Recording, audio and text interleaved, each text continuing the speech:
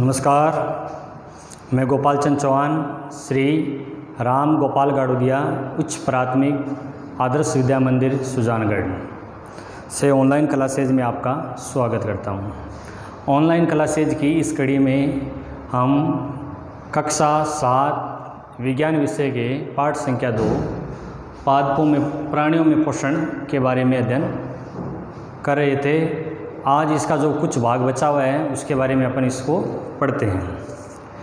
तो हमने इससे पहले जो वीडियो आया था उसमें हमने जंतुओं के पाचन के बारे में पढ़ा था, मनुष्य वगैरह। जैसे आज हम जो घास खाने वाले जो प्राणी हैं उनके पाचन के बारे में पढ़ेंगे।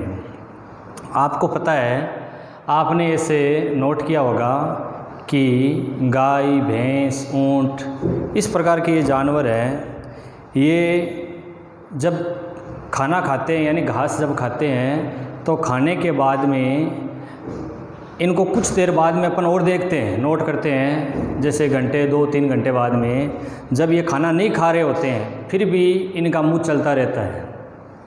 ऐसा किस प्रकार होता है कि ये खाना नहीं खा रहे हैं फिर भी इनका मुंह चल रहा है, यानी ये खाना खा रहे हैं, उस समय जुगाड़ी कर रहे हैं। तो आज इसके बारे में अपन पढ़ेंगे।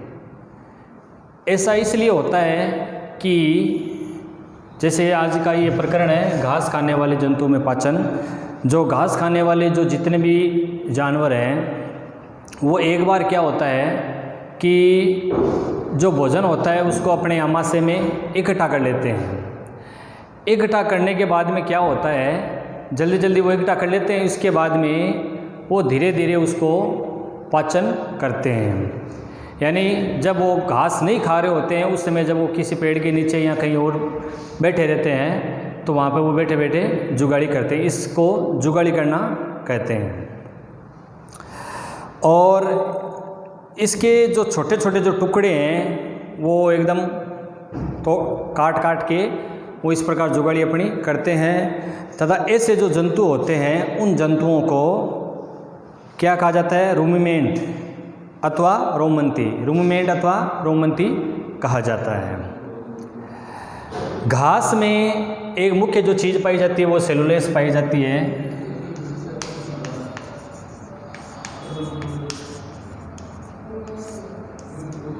घास में सेलुलोज पाया जाता है, यानी प्रचुर मात्रा में ये होता है, जो एक प्रकार का क्या है, कार्बोहाइड्रेट है। एक प्रकार का कार्बोहाइड्रेट है। किसी जो रूमिमेंट जो जुगाड़ी करने वाला जो जंतु होता है अथवा रोमंती पशु, हिरण होता है या और भी होता है जैसे गाय है ना, तो ये क्या होते हैं कि सेलुलोज का पाचन करने वाले, इनमें जो घास खाते हैं इस घास में सेलुलोज का पाचन करने वाले जीवाणु पाए जाते हैं। बहुत से जंतु एवं मानव सेलुलोज का पाचन नहीं कर पाते हैं। इनमें जैसे हिरण वगैरह यही कर पाते हैं, और भी कई ऐसे जीव जंतु हैं जो इसका सेलुलोज का पाचन अच्छी तरह से नहीं कर पाते हैं। अब इसके आगे थोड़ा और बढ़ते हैं। आपने जैसे जानवरों में घोड़ा है, खरगोश है, ऐसे जानवरों को देखा होगा जिनके अंदर क्या होता है कि क्षुद्रांत यानी छोटी आंत एवं बड़ी आंत के बीच एक थैलीनुमा संरचना पाई जाती है।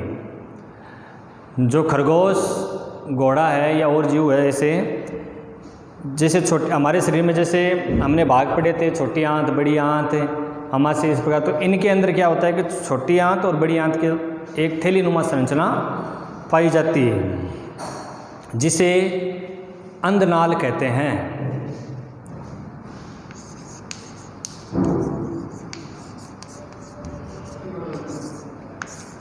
ये क्या है कि छोटी आंत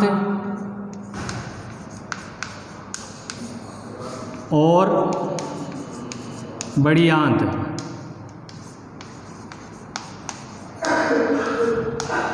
यानी क्षुद्रांत्र और बहिर्दांत्र में के अंदर बीच में एक थैलीनुमा संरचना पाई जाती है।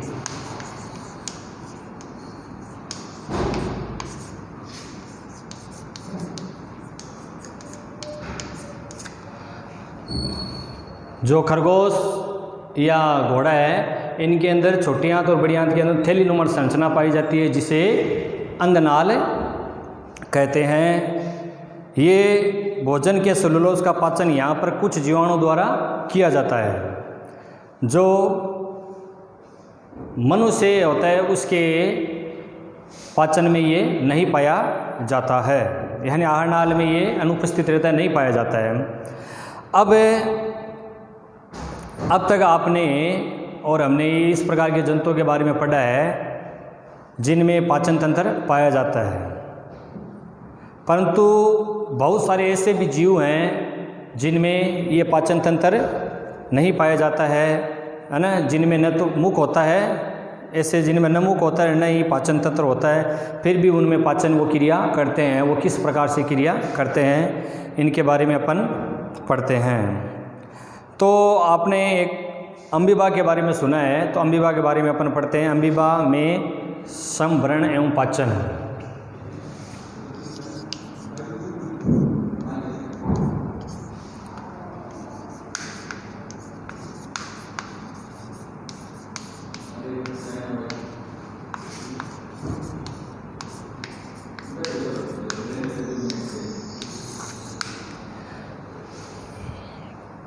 जैसे मैंने आपको बताया कि ऐसे जो जीव जिनमें मुख नहीं होता है, पाचन तंत्र नहीं होता है, फिर भी वो भोजन करते हैं, तो इस प्रकार के जो जानवर होते हैं वो कौन से, जैसे कि अम्बीबा जानवर है, ये एक कोशिकीय जानवर है। इसमें पाचन क्रिया किस प्रकार से होती है इसके बारे में अपन पढ़ते हैं। जैसे कि अम्बीबा है, आपको पता है ये जलाशय के अंदर पाया जाता है और एक कोशिक जीव है।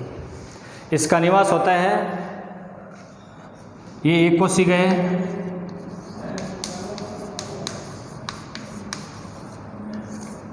और ये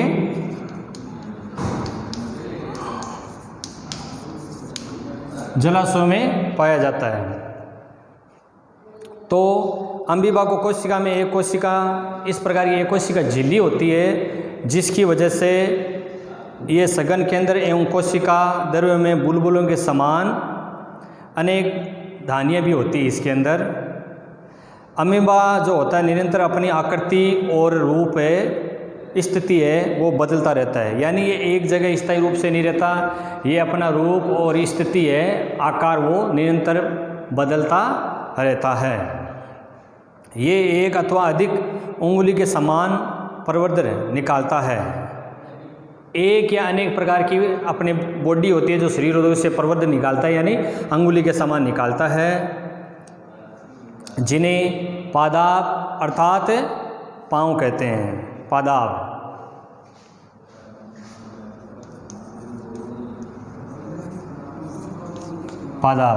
पादाप क्या है, जैसे कि मैंने बताया, ये जो अम्बीबा जो जीव है ये अपनी स्थिति निरंतर बदलता रहता है और इसके शरीर में अंगुली के आकार के ऐसे ये निकालता रहता है। क्या निकालता रहता है?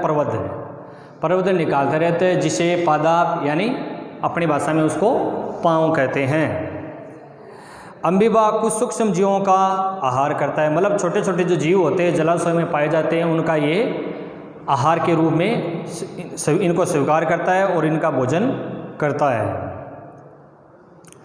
तो ये खाद्य कण के चारों ओर पादा विकसित करके उसे निगल लेता है और ये जो छोटे छोटे जीव है वो खाद्यान्न धनी में फंस जाते हैं। यानी कहने का तात्पर्य यह है कि जो अम्बीबा जो जीव है ये जलाशय में जब अपनी स्थिति बदलता रहता है तो इसमें छोटे छोटे जलाशय में जीव पाए जाते हैं। इनको ये पादाप के माध्यम से अपने शरीर के अंदर ले लेता है, यानी निगल लेता है, और जो छोटे जीव है वो खाद्य दाने के अंदर फंस जाते हैं। खाद्य दाने में ही इनका पाचक रस स्रावित होता है और ये खाद्य पदार्थ पर क्रिया करके उन्हें सरल पदार्थों में बदल देते थे, यानी उन पर क्रिया करता है ये खाद्य पदार्थों पे और उनको सरल रूप में बदल देता है। तथा पचा हुआ भाग है जो खाद्य है वो धीरे धीरे अवशोषित हो जाता है। अवशोषित पदार्थ अम्बीबा में वृद्धि, रख रखाव एवं गुणन के लिए उपयोग किए जाते हैं। बिना पचा हुआ जो अपशिष्ट पदार्थ होते हैं जिनको अपन मल वगैरह कहते हैं, जो अपशिष्ट पदार्थ होते हैं वो खाद्य दानी द्वारा बाहर निकाल दिया जाता है। यानी ये पादाप जो ये भाग है, इससे तो ये आहार को अपने अंदर लेता है और जो खाद्य धान्य होती है उसके जो अपशिष्ट पदार्थ होते हैं उनको बाहर निकाल देता है। भोजन के पाचन का आधारभूत प्रक्रम सभी प्राणियों में समान रूप से पाया जाता है, जिसमें खाद्य पदार्थ सरल पदार्थ से परिवर्तित किए जाते हैं एवं ये ऊर्जा मुक्त होती है। और इस प्रकार आज हमने जो घास खाने वाले जंतुओं में पाचन था उसके बारे में पढ़ा और जो ऐसे भी जानवरों के बारे में पढ़ा जिनका मुख भी नहीं होता, पाचन तंत्र भी सही तरीके से नहीं होता, उनके बारे में हमने पढ़ा अमीबा के बारे में। तो आज ये अपना जो पाठ है संख्या 2 प्राणियों में पोषण वाला यहीं पे समाप्त होता है और इसके बाद में अगला जो वीडियो आएगा उसमें अपन पाठ संख्या 3 के बारे में अध्ययन करेंगे। धन्यवाद।